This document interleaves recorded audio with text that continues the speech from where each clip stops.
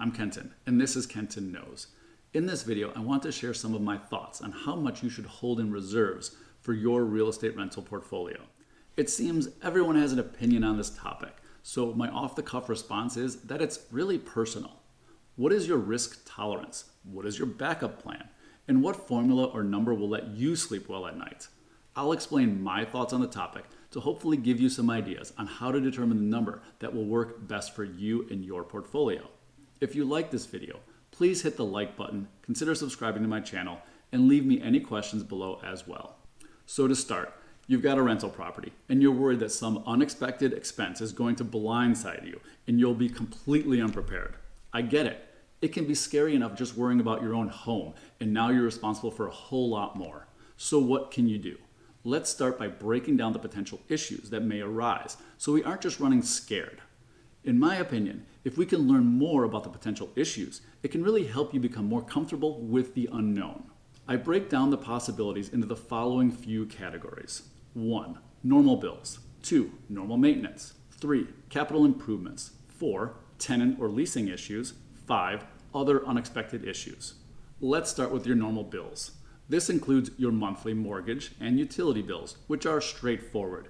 And if you don't escrow your taxes and insurance, you will need to set aside something for those, which are normally paid twice per year. Personally, I avoid escrowing when I can. My reasoning is that when I escrow, I have thousands of dollars per property sitting with a lender, not getting any return, and I'd rather have that money working for me. It is essentially an interest-free loan to the lender, which is something I'd rather not do if I can avoid it. I understand this may not be for everyone, but I prefer to put my money to work in other investments like a low-cost exchange-traded fund or ETF, like Vanguard's Total Stock Market Index or VTI.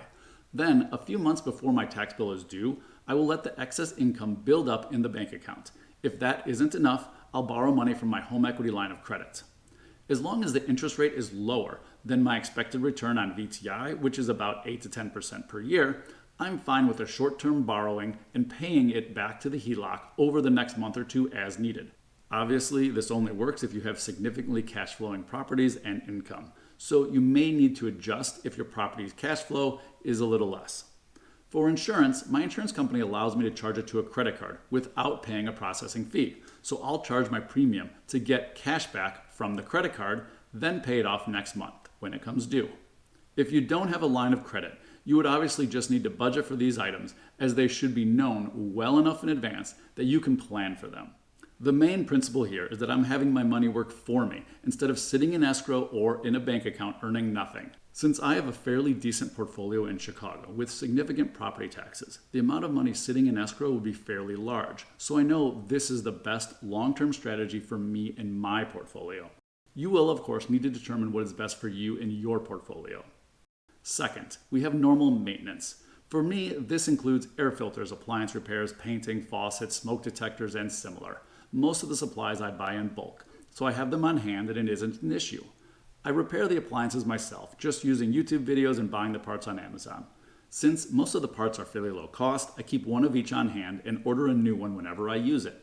These costs are fairly minor, so I'll just charge them on a property credit card and pay them with the income from the property next month.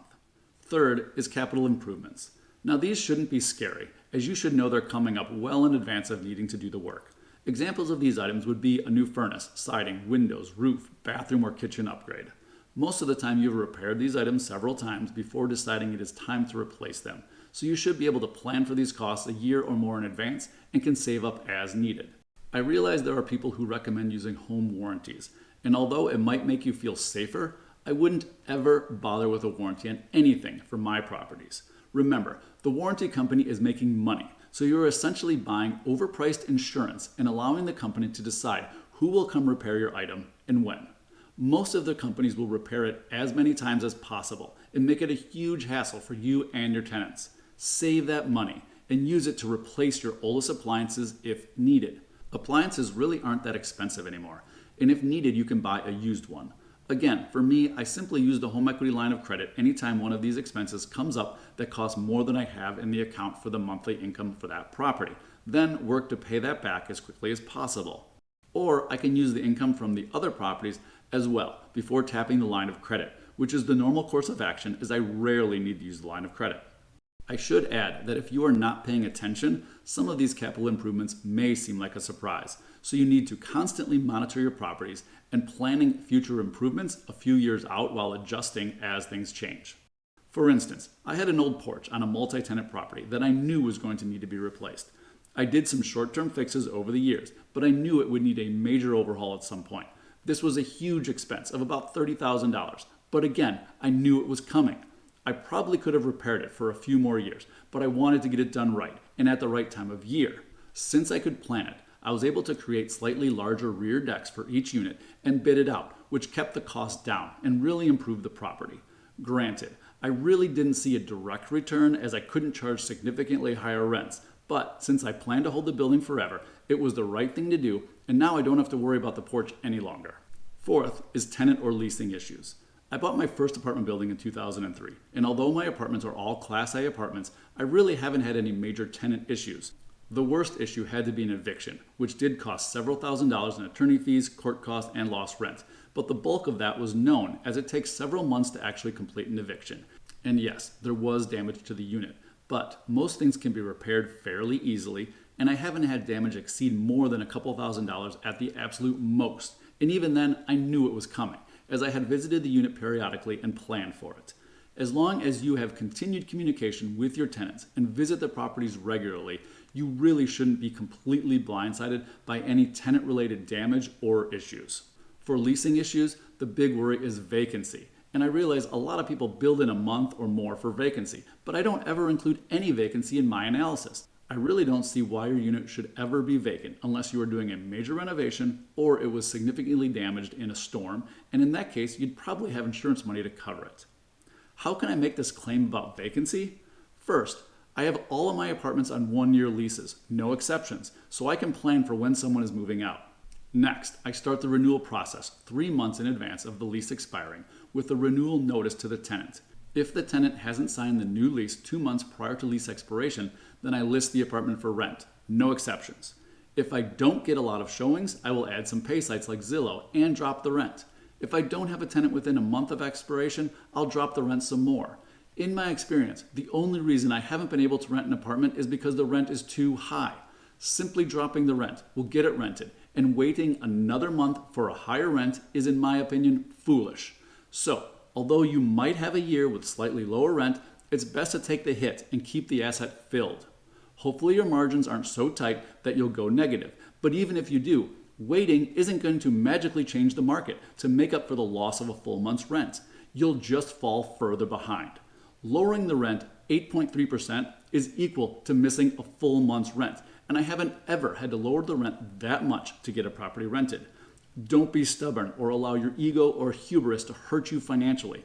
This is a long game. The short-term wins might be nice, but if you think they will make or break your investment, they won't. Signing a bad tenant for a higher rent, on the other hand, is probably something that you will regret.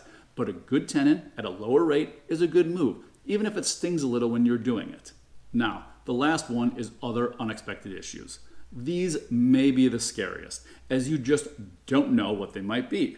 However, in my opinion, the majority of these crazier occurrences should be covered by insurance. A fire or someone getting hurt on the property should be covered by your landlord policy.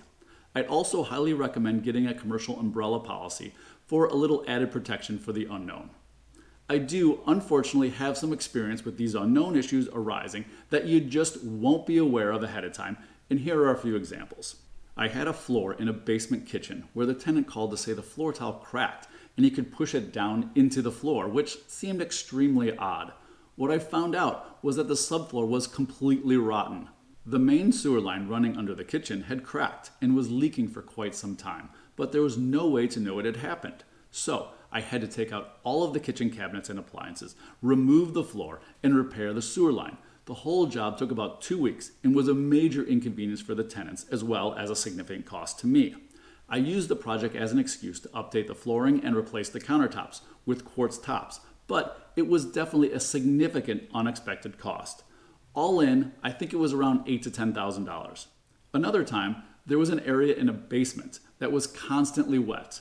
At first, I thought it was just coming from the outside, but then I realized it was still wet when it hadn't rained in a while. I couldn't figure out why, So we broke through the concrete to find the main water line to the building had a small leak. Then we couldn't find the B-box to shut off the main on the outside. We called the city, and after they came out, they also couldn't find it and believed it to be under a large tree. So we had to wait for the city to cut down the tree, then grind out the stump, and then they could install a new B-box. Then we could redo our main line. This was at least another $10,000 project, as we ended up replacing the entire main water line in the building, and it was completely unexpected. These are some of the bigger unexpected expenses I've encountered in my 20 years of apartment investing, but I also completely renovate all of my properties after purchase, so I attempt to make sure I have corrected any deferred maintenance at that time. So we've established that most of these costs can be fairly well planned for in advance. If you are an active and engaged manager, you will be aware of most of your future issues, which should help you sleep better at night and reduce your worry about your investment properties. Of course, surprises can happen, but none of them should be more than a few $1,000s, so you don't need to build up a huge reserve or be constantly worried. If you can secure a credit line for $20,000 or more, then you should always be ready for the unlikely, unexpected expense without keeping a large amount of cash just sitting in reserves, not earning anything. This is really personal, and you need to do what is right for you and your portfolio. I prefer to be fully invested in the market with my excess cash and use my line of credit for unexpected expenses, as the interest on the line of credit is significantly less than the return I expect to earn with my investments. You may not be comfortable with that, and so I'd say just keep a little larger cash reserve on hand. If you do that, I'd recommend looking for an online bank with a higher interest rate so you can at least get a little better return for the money just sitting there. Most online banks like Marcus by Goldman Sachs or Pentagon Federal offer higher yields, and you can write a check or transfer the money to or from your normal bank and those accounts in a day or two. I hope this gives you a little more understanding of how I've managed my reserves, or lack thereof, for my real estate investments. I can assure you that my investment returns have far outpaced the short-term interest when using my line of credit, and since I only use it for these types of issues, I have never felt I was overextended. Please like this video, subscribe to my channel, and leave me a comment as well. Also, please be sure to check out my other videos, and thank you for watching Kenton Knows.